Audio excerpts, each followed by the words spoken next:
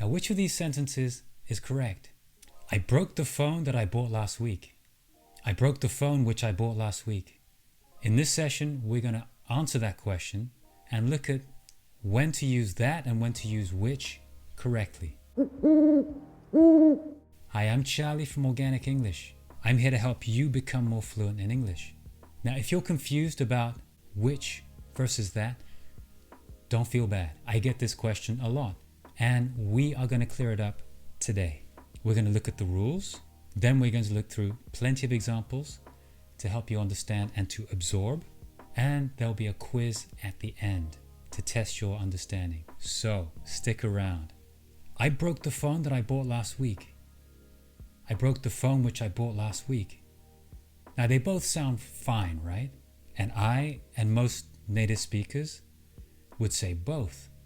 But I broke the phone that I bought last week is grammatically correct. I broke the phone which I bought last week is not. Not a problem if you're just hanging out with friends, but you will be penalized if you're taking an exam like the IELTS or TOEFL.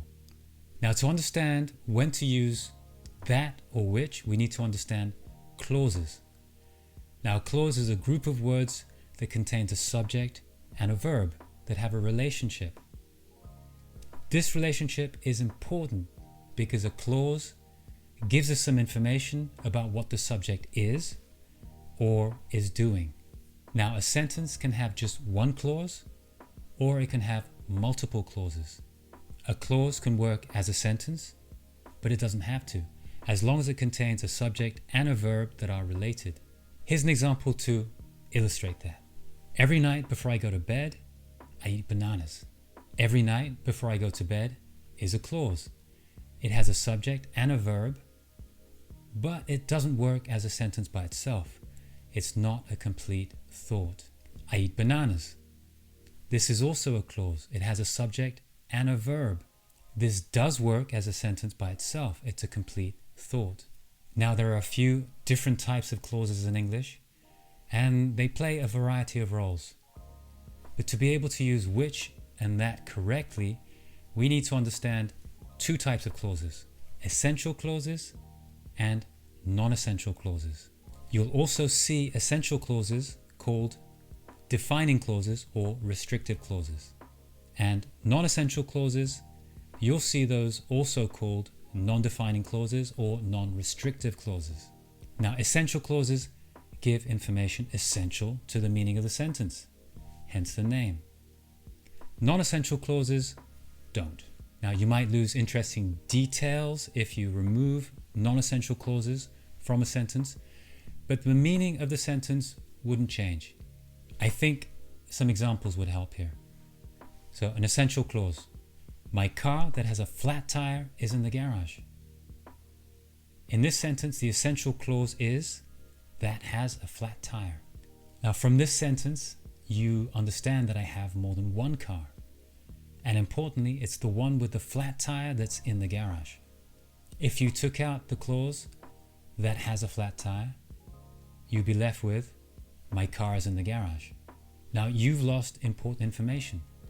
You've lost the fact that I own more than one car. And even if you knew about my other cars, you wouldn't know which one was in the garage. The one that's in the garage, don't forget, is the one with the flat tire. I hope you also noticed that this essential clause is introduced by that. Let's keep that in the back of our minds for now. Now, here's an example of a non-essential clause. My car, which has a flat tire, is in the garage. The non-essential clause here is which has a flat tire. Now, in this case, how many cars do you think I own? Do I own just the one or more than one? Right, in this case, I own just one car. And here, the flat tire simply describes my car. It's not information I need to distinguish it from any other car. So I can take out the clause, which has a flat tire, without any problems. It's non-essential. Now, I hope you also noticed that this non-essential clause is introduced by which. Notice the commas as well that seem to separate the clause from the rest of the sentence. This is another clue that it's non-essential. You can just cut it out. Now take a look at the sentence again. Let me repeat it. My car, which has a flat tire, is in the garage. Do you hear that slight pause after car and tire where the commas are? As opposed to, my car that has a flat tire is in the garage.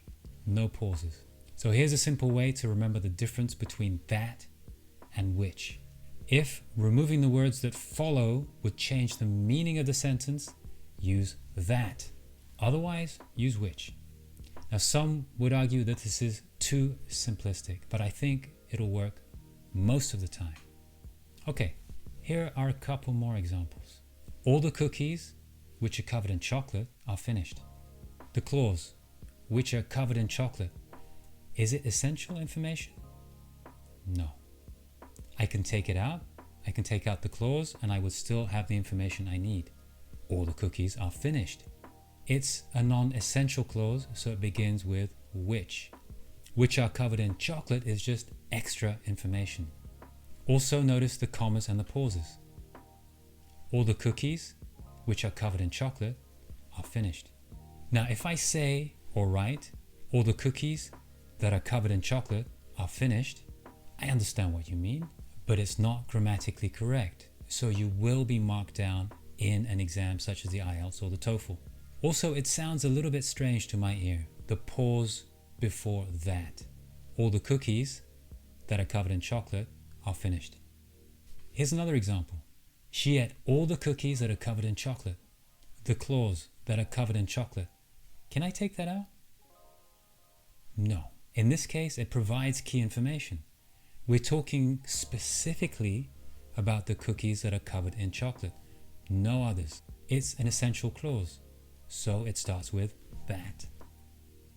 Again, you'll hear many native speakers, me included, say, she ate all the cookies which are covered in chocolate. But it's not grammatically correct, okay? So let's do a quick quiz to test your knowledge. Would you use which or that in the following sentences? The shirt was my favorite color, which is blue. The shirt was my favorite color, that is blue. Did you say which? Great. Why is it correct? The important information is that my shirt was my favorite color. Telling you my favorite color is not essential. It's a non-essential clause. We can take it out and not lose the key information, which is that my shirt was my favorite color. So we use which. Next question. The dog which has a white stripe always attacks visitors. The dog that has a white stripe always attacks visitors. Did you use that this time? Correct. Now it sounds like there are a few different dogs around, and it's a specific dog, the one with a white stripe, that attacks visitors. It's essential information that helps us tell the difference between the dogs. So it's an essential clause, and we use that. Final question. She loves to watch movies which make her cry.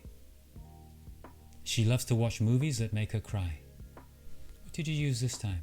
That or which? If you use that, you are correct. Why? Again, out of all the different kinds of movies, she likes to watch movies that make her cry. Now this is essential information, so we use that. Great work. I hope this takes out the confusion of when to use that and when to use which. Let's recap. Again, that simple way to remember the difference.